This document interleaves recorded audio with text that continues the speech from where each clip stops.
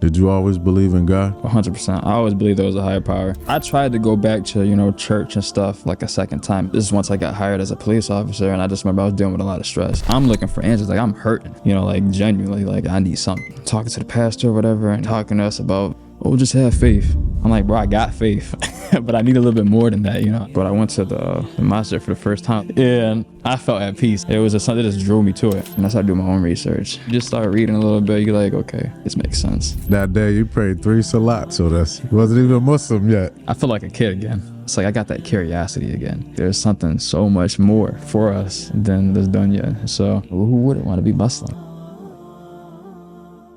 Assalamu alaikum wa rahmatullahi wa barakatuh. Walaikum salam, brother. How you doing? Good, alhamdulillah. How you doing, brother? Doing good, man. What's your name and where you from? So my name is Jaylin Roman. I'm born and raised in Utica, New York. 20 plus years here. That's all I really know. That's all I really know. But yeah, born and raised. What was your experience like growing up? My experience I had a pretty decent childhood. Like, I'm gonna be honest, like it was fun. Like, I got a couple siblings. We used to always, go outside and just do almost everything. I had my pops. He had a good job, so we was up in the suburbs, just, living it up. Really didn't have a care in the world. We always did something, family trips, going to Boston together. Just, the whole 9 yards. He was a hard worker. So he always wanted to just do things whenever he had time to have that family time. But yeah, childhood was good. For the most part. And of course, like there was definitely some, stumps, but it didn't really have anything to do with me, myself. It was more just my father and my mother just didn't see eye to eye here and there. And, they both had a drinking problem and stuff growing up. And as I got older, it kind of dimmed down, but alcohol has always been an issue, when it came to that factor. But my parents, they loved us. They never made anything awkward or tried to show us that they were going through things. But it was just happening basically behind closed doors. So most of the time we didn't even know. Yeah. And, as you get older, you kind of like see like, okay, we going to grandma's house the second time. Okay, we're going to grandma's house the third time. You're like, what's going on here? You know what I mean? But that was just their way of just keeping us away from that. So, I'm definitely thankful for that. They didn't want us to see any of that bad, but it was a lot of good though. So a lot of that doesn't even matter. Had a great childhood. Wouldn't trade it for nothing. So what was your religious aspect in the household? So both Christian. My father was Catholic and my mother was Christian, and it kind of just went hand in hand with both the beliefs. So I wasn't really too big on it. Like I said, I was young. I would just go to church with my grandmother at the time. I didn't really, it was just something to do. Like, they're like, oh, I want to go to my grandma's house. Oh, you got to go to church. So I was like, all right, I'll go. If that means I get to go to my grandma's house, then I'm going. And just sit there, just basically get babysit, by, pastor, everything like that. There was other kids there. So that was basically what I do most of the time at my grandma's house. Then after that, we would just be hanging out. She'll cook something, maybe like 5 meals a day. You know what I mean? Big old snacks and stuff like that. Like, oh, you hungry, baby? You know what I mean? Then you're like, all right. So that was the basic religious aspect. It wasn't really too big. Like, they wasn't forcing me to go to church on Sundays or anything like that. It was just kind of optional. But usually, since my grandmother was going, she would just take us. And I didn't mind. My brother, he was like, I don't want to go. But, I didn't care. You know what I mean? I was like, I feel like to this day, I still feel like I'm my grandma's favorite child, grandson. So, yeah. Did you always believe in God? 100%. I always believed there was a higher power. I used to be like, I remember in school, like, we'd be scared, kids cursing and stuff. I'm like, we drive by the cemetery, like, don't be saying nothing now, we're going to get cursed, but I always believed there was a higher power, and there was just a bunch of reasons why, because growing up, I lived on 422 Richmond Road. That's in North Utica. And I had some crazy experiences, and you just can't explain it. Like I remember I used to jump on my brother's bed a lot, just messing with him, like, he's like, hey, stop jumping on the bed. I'm trying to sleep. I'll just jump on their bed and just mess around. We used to do all the WWE stuff, all the wrestling. So I used to mess around with him. And I remember one time he thought it was me jumping out his bed. and I was dead asleep. Um, he was, yo, stop jumping bed. I'm like, bro, what you talking about? We not even in the same bed. You know what I mean? We shared a room. We had two twin beds, and I remember he said, yo, who jumping there? And I remember we both seen it. Like, we seen the bed like going down, but there was nothing there. And I was like, so we stayed up. We were spooked. And I remember like we trying to tell our parents that like, yo, like there was something jumping in the bed, but there was nothing there. And they're like, oh, you probably just, half asleep. And I'm like, nah, I know what I saw. You know what I mean? I'm like, yo, I know what I saw. And then we had another situation like that the same week where like it was like a figure in my closet, like a shadowy figure. And I was up. Like I know for a fact that I'm pinching myself. I'm like, like I'm dreaming, but nah, I swear, like I seen like a shadowy figure in my closet, and I'm just like, I'm calling my grandma, like, yo, you gotta take me to church again, you know what I mean? Like, I was just nervous, but to this day, there's just things that I feel like we all see that we kind of just can't explain it. And we try to like look towards, maybe science, but even science can't explain it because it's something more than that. Like it's something that you can't explain because it's a superpower. It's something that we can't even comprehend if we were to even see it. And I firmly to this day believe that there's things we will never comprehend. Like, so I always believe there's a higher power.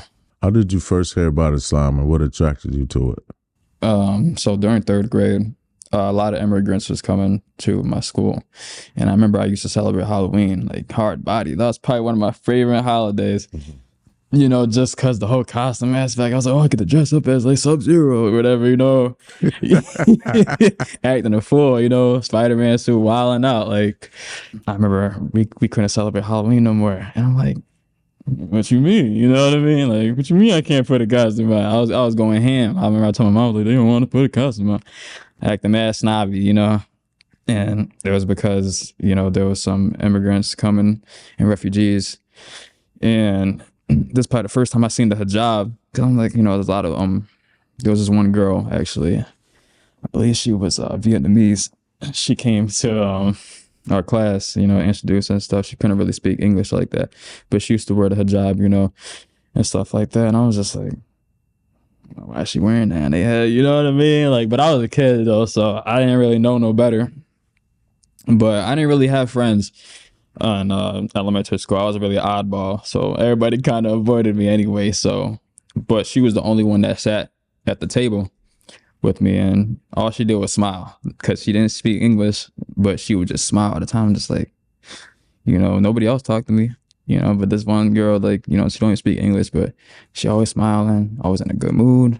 We should share snacks together. We should share snacks together. And yeah, and I just left the imprint. And I was just curious. I didn't have the answers for it because, like I said, I grew up in a Christian household. So we didn't have the answers for it. Nobody knew, There wasn't really a lot of, books that kind of educated us on Islam. At the time, it was just a different time period, School, the education system was just different. So I kind of just had to figure it out on my own growing up. And that was kind of the first time I was really like, I wouldn't even say introduced to it, but the idea came to mind that there's people that, they live a different lifestyle from me. But I was okay with it because they were nice to me. And I was just like, I don't know, something about it. Those were the only people I hung out with during like elementary school that accepted me for who I was. Cause I was weird, Some days I still think I'm weird, but but yeah. So that was like my first real time that I like was introduced to that. Tell me the moment when you realized Islam was the truth. Oh man. So basically just as I grew up and stuff, and because I tried to go back to, church and stuff like a second time. This is once I got hired as a police officer, and I just remember I was dealing with a lot of stress, like bad, like very bad. I was dealing with a lot of stress because I was just seeing so much on the job, and I'm just like, I need a way out. You know what I mean? Like I was like, I need something, like something to bring me some comfort, And of course at the time, my wife, she brought me a lot of comfort, but there was just things that I just didn't tell her because I just didn't feel comfortable. And I was just like, all right, there's got to be something. I'll go to church now, And I'm going to the church, and I don't know. It was just like, it was kind of corny to me. Like the idea was just corny. Like, cause I went there, I'm looking for answers. Like I'm hurting, like genuinely, like I'm hurting. I was like, yeah, I need something. And talking to the pastor or whatever, and he's giving us little dialogue or whatever, talking to us about, Jesus and this and that. And I just wasn't feeling it. I was like it's not this isn't what I'm looking for. Like it's not answering my questions. I feel like it was just a loop of, oh, just have faith. I'm like, bro, I got faith, but I need a little bit more than that. I need something. I need a little bit more. Like, and then they was all doing sing-alongs and this and this and that. I'm just like, what? They had a whole band, like the Redeemer Church. I'm not even trying to put nobody on blast, but the Redeemer Church got like a whole band. Like you go there, pick up the Bible, whatever, you read a little bit, but then you can't even focus reading the Bible because everybody's singing Jesus, you really singing, and I'm just like, bro, like I'm not trying to hear that right now. It's early in the morning, son. Y'all preaching the gospel, but I'm not feeling it. And then I just stopped going because it was just kind of corny, and I just wasn't connecting with nobody, and it just was like. And then another thing is just the way a lot of Christians that I know like just live their lifestyle. It's like, bro, you been going to the church how many times every Sunday? You still doing the same things. It was like, where's the growth at? Like, where's the accountability? And like I said, I just wasn't really feeling it. So then, but I went to the Mosque for the first time. It's probably when Kenny was doing his niqab. Yeah. And I'm just like, I just felt at peace. Yeah. I felt at peace. I was like, man, I felt in this right now. And I don't even to this day, I still don't know a lot about it. There's a lot I don't know. And I don't think I'll have all the answers. I don't think anybody will, but it was just something that just drew me to it. Everybody, familiar face, everybody was nice. Like I said, nobody even knew who I was. You know what I mean? I seen you. I was you like, prayed 3 salat, so wasn't even a Muslim yet. Yeah, I did. And I don't know. It was just like, it was just so easy to do it. Like I didn't feel forced. Nothing. I was just like, I'm gonna do it.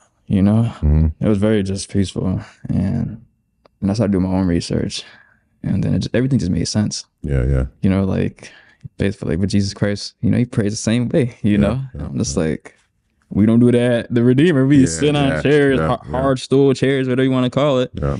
They don't be doing that, and the vibe was different. The discipline was different, and I think that's what it was. It was like, I want the discipline. My life's been very disciplined. Up until now. Like. I've been really trying to stay out the way, and I was already on that timing, so it wasn't an issue for me to let go a lot of things, to please our Creator. It was just kind of just an easy transition. I was already doing it. And then I wasn't even, like I said, I wasn't even Muslim yet. And I was like, I'm going to start fasting. Let me try, because it was Ramadan at the time. And I did the whole fast, you know what I mean? I made it to Eid, and, I was just like, I'm going to do this again. I'm going to keep doing it. I'm going to keep learning every day. And yeah, it just all makes sense. You can't go wrong. Once you open that book and you just start reading a little bit, you're like, okay, this makes sense. Nothing else makes sense. So you mentioned that you're a police officer. How does it feel being a police officer, being a Muslim? It's different. It's funny, because like I said, I'm only Muslim at my well, I can't say that actually. I got another brother he's Muslim, but he's Muslim because he's born Muslim, but he doesn't really do it too much. But I always try to I be reading a couple verses to him and stuff like that. I try to just to remind him and stuff, because I know he did tell me that he was Muslim. I won't say his name though, but that's my guy though. But no, it's different because I bring my prayer mat to work, and mind you, I'm patrol, so I be driving around, like, I check the time, I'm like, oh, I gotta pray, and there'll be nothing happening, and it's the funniest thing, because everybody be like, what is that? I'm taking my boots off and stuff, and I do it right in the open. Like I be outside, I face the east, and I do my thing, and I get right back in the patrol car. And yeah, but I feel like it brings a lot of comfort to people, because it's not normal. Maybe in a country that's predominantly Muslim, but here it's it's kind of like not, it's like the not usual, you know, because everybody's mostly Christian and stuff, where they say they're Christian, but they're not really, you know how that goes. But yeah, it's definitely different though. But I think a lot of people respect it because I stay true to myself. You know, I got the kufi on at work. You know, I incorporated with my uniform. I got a black one, I got a tan one, you know, just depending on the day. Yeah. I feel like it's like another protectant though. You know, I feel protected when I'm out there doing that and praying and stuff. It's like, can't nothing hurt me physically, mentally, nothing. When did you take your Shahada and how was that experience? Honestly, I can't remember the day, but I know it was sometime around March. I know it was sometime around March because I remember it was like during Ramadan. So, but man, I wasn't gonna cry. I almost did. I was like, whew, chest was heavy. I was like, dang, this feel right, you know? And I don't know, it was so much love, and I just ain't never felt that in a while. So I was just like, I ain't gonna cry, but I do want to though. I was like, I'm not gonna cry, but I'm gonna hold it down. My chest was hot though. It was a little warm in there. I was like, I don't know. But you know, it was a great feeling.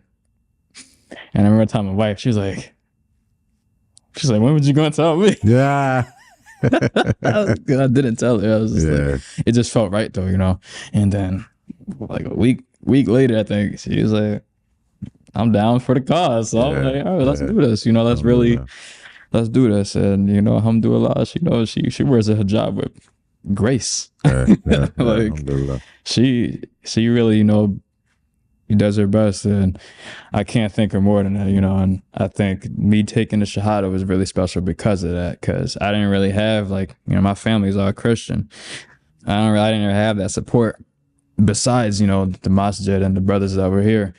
So it was definitely a new element. And I remember going to my mom's house. She looking at me crazy. She's like, "What you got on?" I'm like, "Yeah, it's a thobe. I got the kufi on." You know what I mean? She wasn't used to it.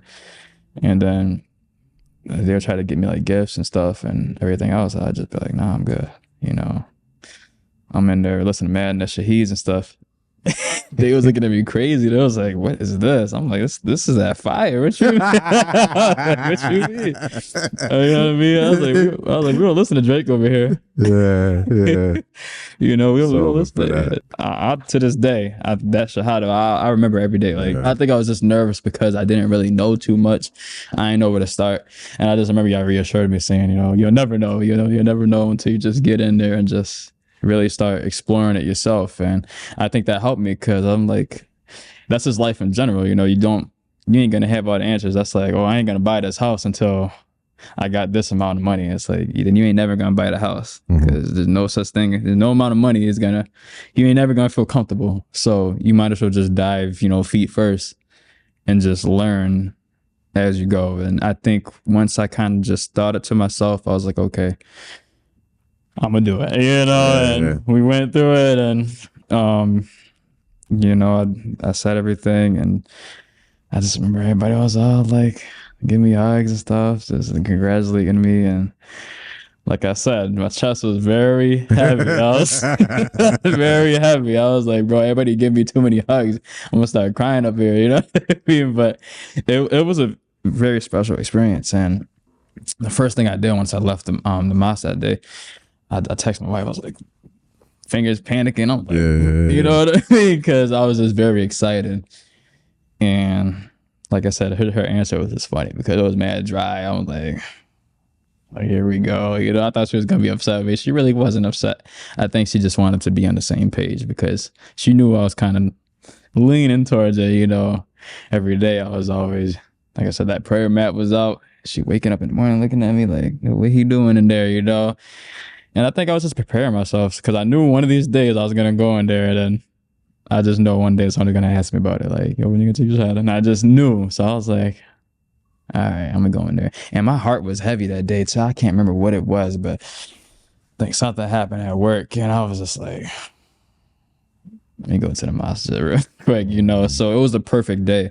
I was already having a bad day that day. I really can't remember what it was, but I was really feeling I had the highs and the lows that day. So I was just like, all right, let me go in here.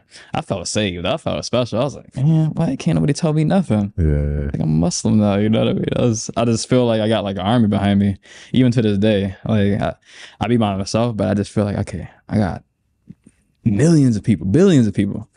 They don't even know me, but we all on the same team, you know? Yeah. So that's what it feels like, genuinely. Like when I took the shot and everybody, you know, congratulating me, I was like, I got like a military, just Muslim brothers, you know? I remember when you used to come in and pray in the masjid, even before you was Muslim. What made you do that? I think it was just a respect thing because I feel like, okay, I'm coming in here, you know, I don't really know too much, but I don't want to disrespect anybody.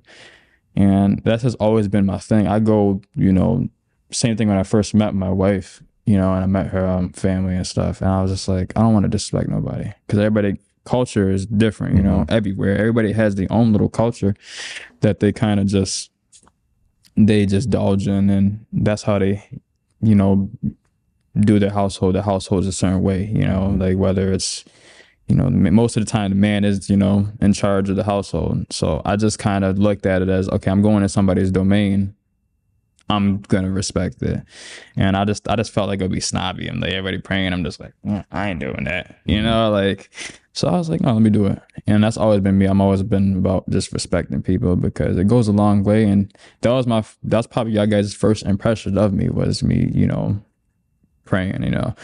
Because I wasn't Muslim, you know. I think I had the cross on, actually. I think I was, I was wearing a cross. I was like,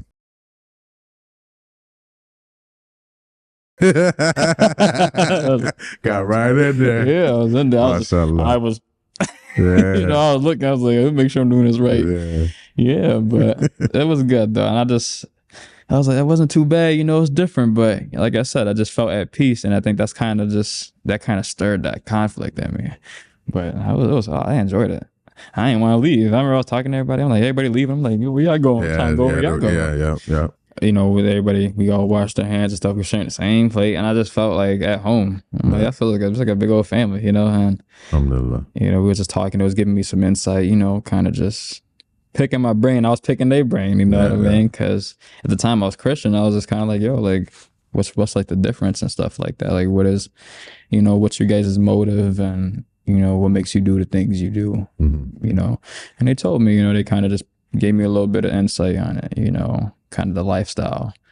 And I was feeling it. I was like, yo, like I said, it's a discipline, you know? And I was just like, I like that, you know, because if I really look at it, like the times when my life was bad, it's always because I wasn't disciplined.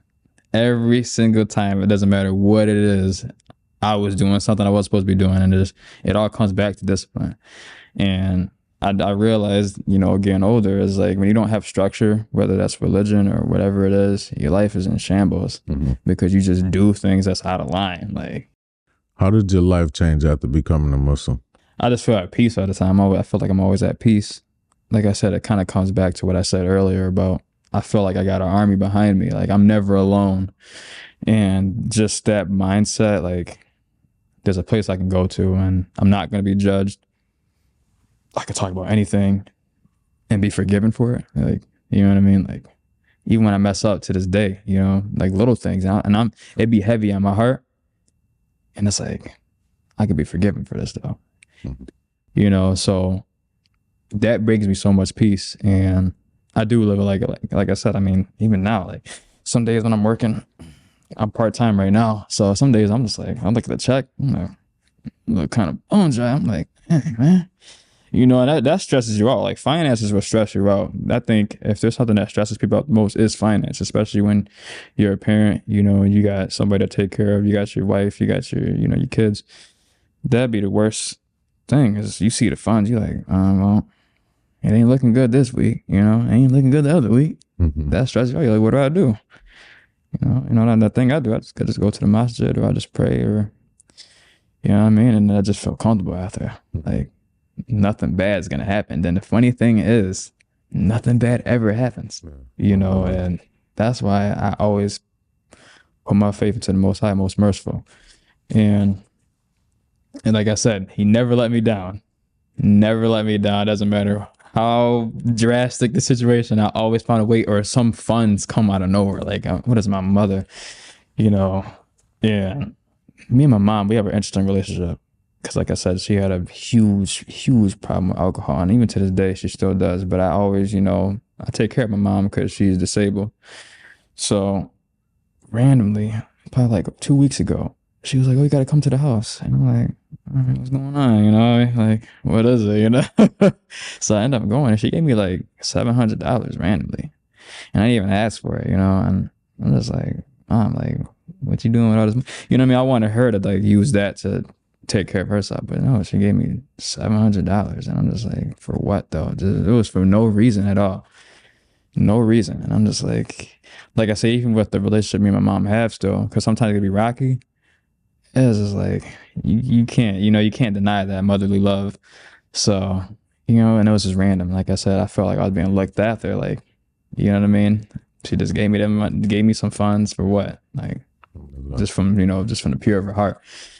And like I said, I feel like I said, just nothing goes bad. Doesn't matter what it is. Check engine light. All right. So what? Next thing you know, it's fixed the next week or something. Like nothing goes bad.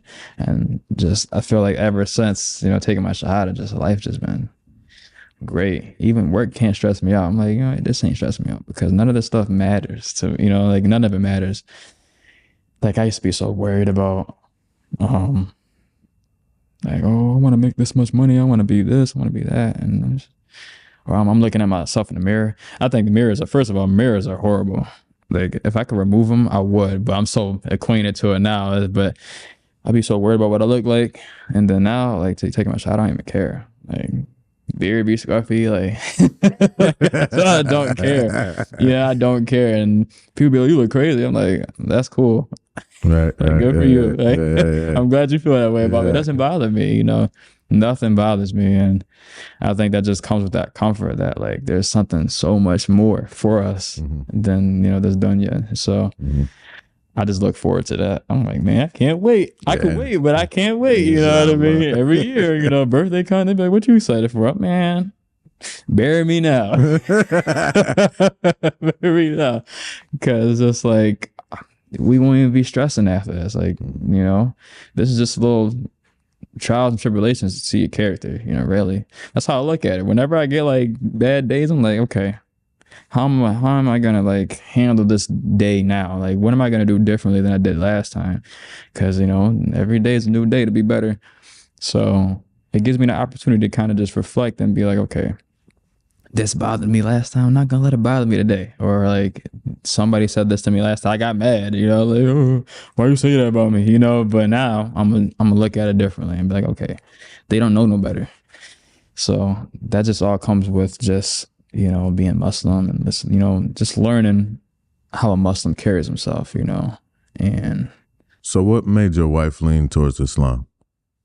I mean, she watched me every day. She seen how I was acting. She just, you know, she was like them stigmas that everybody say about Muslims, like we terrorists, this and this and that. Like she didn't believe any of that. You know, I'm not even gonna sit there and say she believed it, but she was just nervous because she just really didn't understand the culture because so many just false just information just being spread around, and she was just nervous. She was just like, you know.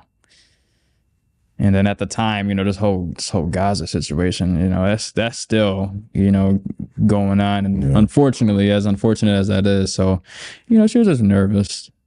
You know, she loves everybody. You know, she's a very people person. You know, she could talk to anybody. She was just worried. And then she seen that I did it, and I think that kind of helped her. She's like, okay, because she has a lot of trust in me. She has a lot of trust in me to lead. So she seen me doing it. She was like, okay, if he's doing it, and she knows how I am, I'm very, you know, thorough through the book. I'm not going to do something if it's wrong. So she trusted me, and she took that into consideration. And, you know, I'd read the Quran with her, like we read it together. And I was like, read it together. You know what I mean? She wanted more information. I'm like, might as well get it from the source, you know? Let's read it together. And if we don't understand it, there's all types of people that break it down for us, all types of scholars. They'll break down the verse 1,000 times if you need it, you know, just to hear a different perspective. So that's what we did. I was like, you know, I'd kind of just read the Quran a little bit. I'm like, okay, I don't understand what this is, you know, could it be in Old English? So I'm like, okay, what does that mean?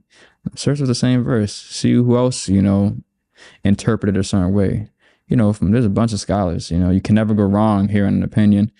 as long as it's based off of facts. So that's what I would do. And then I'd show her, the clips. And that's kind of where Instagram really came in clutch. Instagram really came in clutch because I'm like, okay. I'm just like, see, look at this, and it brought her a lot more comfort just hearing about, just the religion itself and just how much love is in there. There's a lot of love, you know what I mean? A lot of love to give, a lot of good deeds to give. So I think that made her comfort because she's a very charity, when it comes to charity, she gives. So we both do. And she's like, well, good deeds, count me in. You know what I mean? So, and like I said, she met a couple sisters, at the Mosque, and I remember she was nervous. Like, she's like, oh, ain't nobody talking to me, because mama died at the time. And so she came in and I'm trying to think, who was the first person my wife talked to? I think it was Sister Sonia, I think she came up to her and then she was like, introduce herself, and then they kind of just kicked it off, and I was like, what's the odds? Yeah. What's the odds? And it helped her, because then everybody started coming around. So like now, she's in that little, I think they got a group chat, like a sister group chat and stuff, and yeah, they love Josephine, you know what I mean?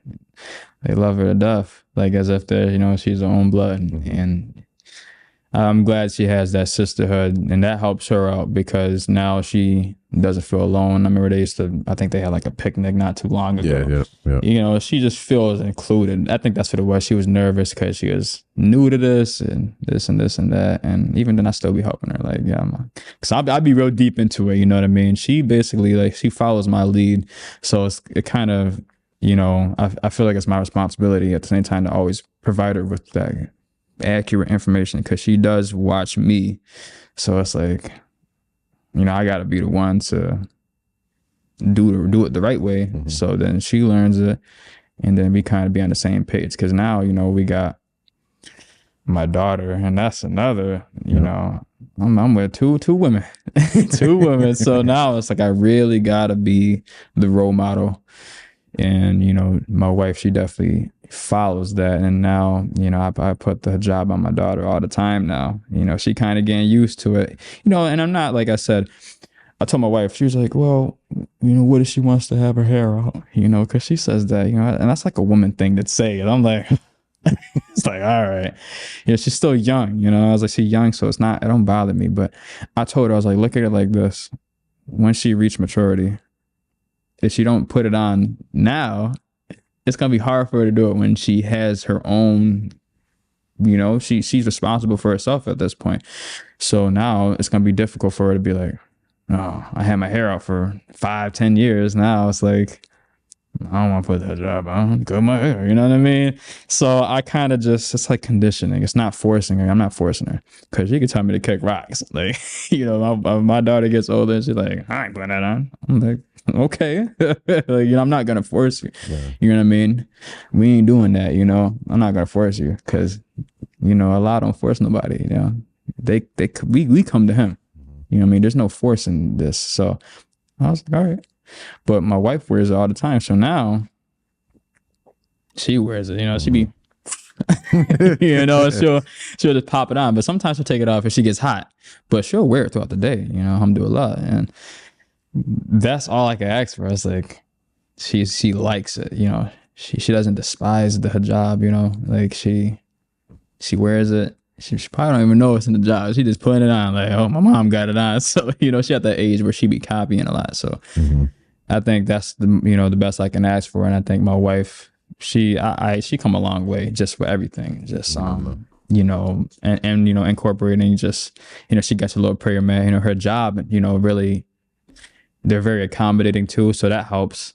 They be like, Maghrib, the prayer kind of, hey, you gotta pray. They be on it. And I like that, that they look out for her. And I think that helps her too, that she has a job that supports it, because that's hard to find nowadays. Hard to find. You be trying to get Eid off. You be like, oh, can I get the other? Be like, no, that ain't a holiday. That ain't a national holiday. It's like, what you mean? You be looking at them crazy like. So, so it's nice to have that. And I'm just happy for my wife that she has the support. she got the sisters, you know, she got even her job that supports her, and you know, she has me, of course, you know, support her. So she's doing good though. And our daughter just follows her, you know, so it's all coming together. How did your family and friends react to your conversion?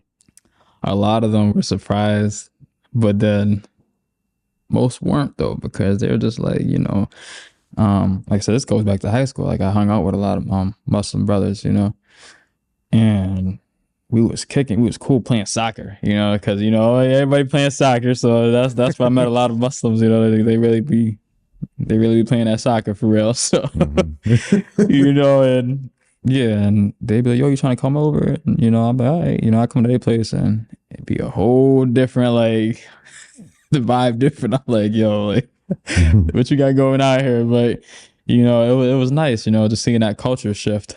And yeah, man, like my friends, they weren't surprised at all because they seen it coming, you know, they seen it coming because, like I said, having those friends that we were Muslim, and they just knew how much I was rocking with them. And then once they see me, you know, I think I posted a picture with Rahel, brother Rahel.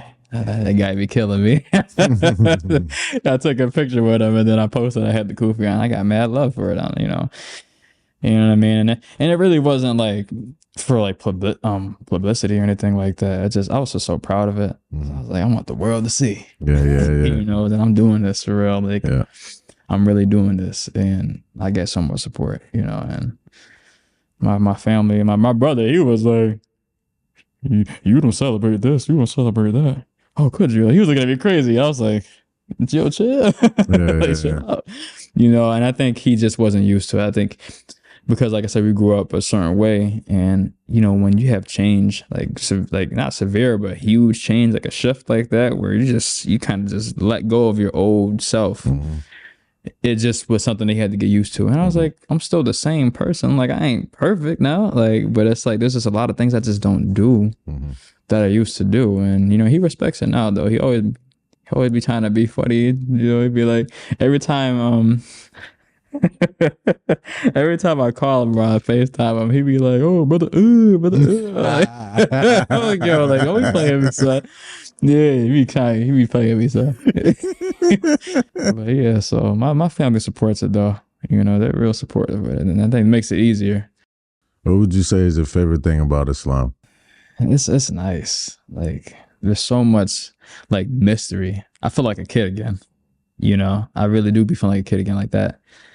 Like searching for knowledge, because you know, like kids, they be saying everything. Oh, what's this? What's that? You know, but it's like because they're curious.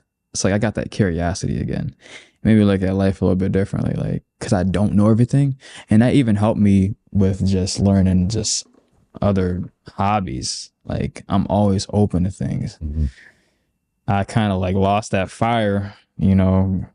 I don't know, just you just be so like you know, you think you know it all. And now it's like, you know, taking my shot just, you know, I don't know everything, and I'm like, I'm okay with that. And it's like, there's always something new for me to learn. I think that's my favorite thing about it. You know, there's always something new. And like I said, it's just a mystery. It's like a book, like a magical book.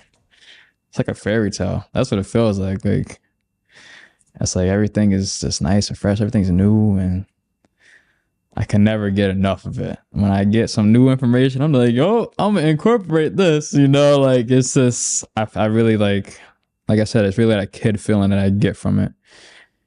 And who wouldn't want to be Muslim, you know?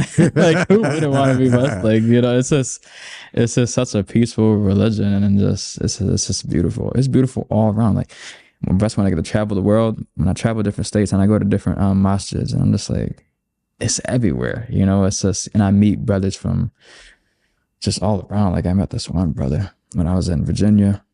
He gave me all these books. He was like, you got to read these, you know. He was like, this is very serious. I was like, hold up now. And I remember I was there for like work. He was like, yo, you want to go to the expedition they got in New Jersey? I'm like, hold up. So they was really about to like have me go in the van and everything. We was about to go to New Jersey. I'm like, wait for like the expo they be having out there, you know, all the speakers that be going there and stuff. And I was like, he called me. I was driving home. I hear mad people in the background. I'm like, where you at? He was like, oh, I'm at the expo. Are you coming? I'm like, what? Like, Brother serious yeah, about it. he's serious. And yo, it'd be crazy. And but it's just like a thing. You don't get that everywhere else. Like, they don't even know me. That was the first time they met me. They invited me over to like this, this Islamic expo where they have all these speakers, and I would have went had I had the time. I was like, I got to go to work. Mm-hmm. I got bills to pay, but I think it was just a cool experience to see that it's everywhere. Like that hospitality, that love for one another, between brothers and stuff. It's everywhere. You can't escape it. And I was just like, man, like, and that kind of motivates me to, learn Arabic so I could actually really, dive deep into it and go out country and just really see it all for myself. Inshallah. And I think that's what I like about, just Islam in general. It's always something new. It kind of opened my eyes back up. Why should other people learn about Islam or consider becoming a Muslim? It's the true religion, this is the way. Obviously, eventually we all got to go, someday. And it's like, why not be saved? Why not have that spot, in Jannah? And, and bring your family with you, bring the people that you love and cherish with you. Because like I said, this doesn't matter. At the end of the day, it doesn't matter how much money I make in this lifetime. You can't bring it with you. You can't bring anything with you, but you can bring your family with you. You can bring the people that you love and cherish with you through Islam. And then, like I said, it's a beautiful religion. I can't stress that enough. Like, it's a very beautiful religion. And just the people, the hospitality, the culture, everything. It's just, there's nothing like it. You won't get it anywhere else. You will not get it anywhere else. Trust me, because I've met all walks of life, different religions. I went to school with the Jewish, the Christian. I've seen it firsthand. There's nothing compares to this, nothing. And just your way of life just changes for the better. My way of life changed for the better for sure. And I'm not, like I said, nobody's perfect, but it's just like, it's that striving to be as perfect as you can be. And the accountability it's there, but you don't feel like you're being condemned. In Islam, it's more like conviction. Like it's out of love. You know what I mean? Like, you get convicted out of love. Who wouldn't want to be a part of something like that, where it really does shape you into a better man, better woman? And it does bring prosperity to you in a sense, because when you change those flaws, you become a better person. You reach those goals that you probably couldn't reach before because there was something that you just wasn't doing right. And maybe you just need something more. You need most merciful to watching you. Maybe you need, Allah subhanahu wa ta'ala watching you. Maybe he has something for you that's better, And I remember I was like, I want this and this and that. I don't even want those things anymore, because what he gave me is far better than what I was asking for. And everything just makes sense. Everything falls into place for me. My wife, she's doing great in, her school. She's doing great in everything. Everything is just falling into place. And that's all, praise to the Most High. What's your favorite thing about Allah? And favorite thing about Allah is, like I say, he forgives me through all my mistakes. Like I said, because I'm not perfect at all. And I can even go deeper with this. Like I said, like I used to be a very hothead growing up, and like I'm talking about yelling at my parents, sneaking out the house, acting a fool. Like, and I wasn't too bad, but I just was a hothead. I just used to hang around with the wrong people, and just all the things I've probably done that I'm not proud of. And he'll still forgive me.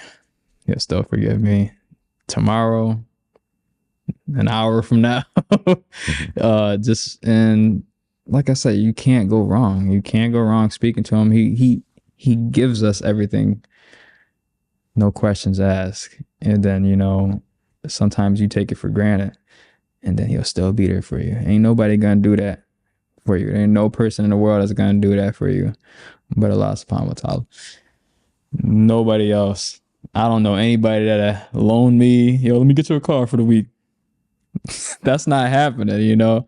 But what, you know, Allah will do for you, he'll make it to where you can provide yourself with transportation. He will give you the tools. And like I said, you don't gotta be perfect tomorrow, today, but he's still gonna be waiting for you. Mm-hmm. Waiting. Open arms. That's comforting for me. And I think that's my favorite thing about Allah. What is one of your favorite hadith or verses in the Quran? Truth be told, I really don't have a favorite. At the moment, I'm gonna have to come back to you on that, but I don't have a favorite. Me personally, I just like the comfort of, like, you know, just the words of Allah, and just, you know, just the things he speaks and what he's for. It brings me comfort. Like, just anything in there. I'm looking for anything in there. It'll just bring me some form of comfort. And I think another thing I like is that, you know, we all gotta die someday. We all gotta taste death.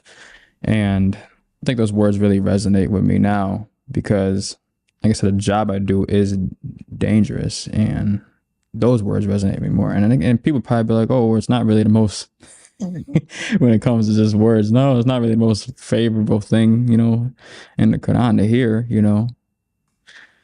But I think I like it because it really does resonate with me more, because it's just something that's so real and raw. And it always reminds me to put my best foot forward, is that, you know, we will all taste death, you know.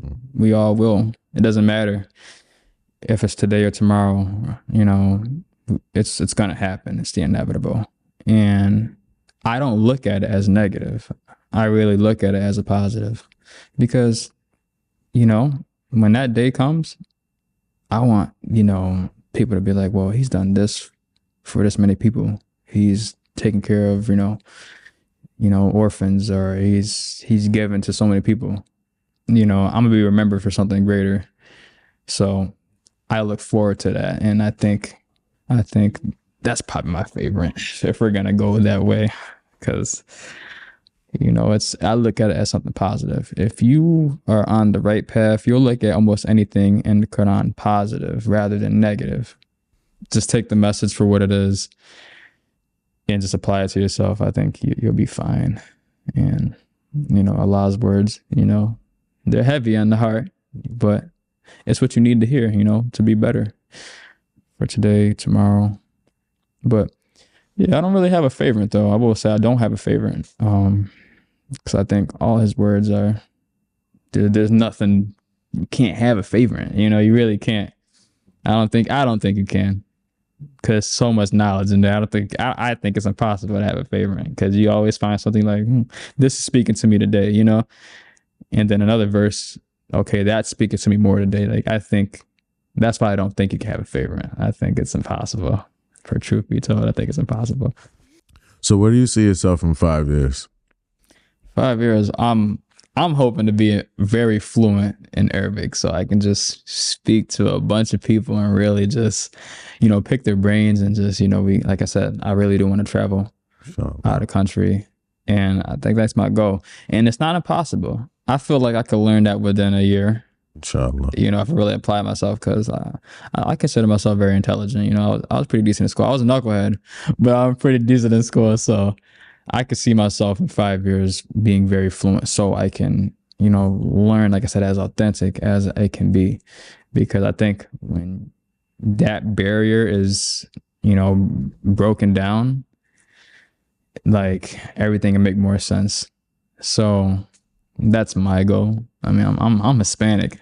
You know, I'm Hispanic, so it's like, yeah. So that's gonna be a little rough. I'm gonna be honest with you, but I mean, it's not impossible. Nothing's impossible. So I think I see myself really diving deep into that, so I can speak to people, learn more, and yeah, go from there, and then hopefully be a better Muslim in 5 years. Inshallah. Yeah, we told if you really want to learn knowledge, then learn the Arabic language. Yeah. Inshallah. May Allah make it possible for all of us. Ameen. Ameen. If you could ask Prophet Muhammad sallallahu alaihi wasallam anything, what would it be? I just would kind of ask for guidance, like, you know, like, maybe, how would he do a certain, like, how would he do this a certain way? Maybe like, his lifestyle, for example, like what was his day to day, like what was your day to day really like, I know it's kind of described and stuff, but, just a little bit more depth, kind of like his personality. I don't want to pick his brain, you know what I mean? Like, hey, like just more of his personality wise, because you can't get that. You can get it in a book, for sure. You could definitely kind of see the kind of person he was, Muhammad, peace be upon him. You kind of can see that, but I don't know. I just kind of want to get to know him like as a brother, like, hey man, like, you know what I mean? Like, let's go get some dates together. So, but yeah, kind of just like that more personal level, Yeah. kind of know him as authentically, like just to be like, yeah, I knew him. You know what I mean? Yeah. Yeah, no, I kind of just would like to see him as just him, Think of the scenario. It's the day of judgment. What would you hope your meeting with Allah would be like? I'm hoping. Well, like I said, I'm not really too concerned. I mean, it's a scary day for sure. I mean, for a lot of people are scared. People are kind of anxious. I just hope that he sees all the good I've done and all the people I've tried to help. Like I said, I don't police for no reason. Like I don't do it for a paycheck. I do it to help people. I've seen all walks of life. I've seen kids in dire conditions.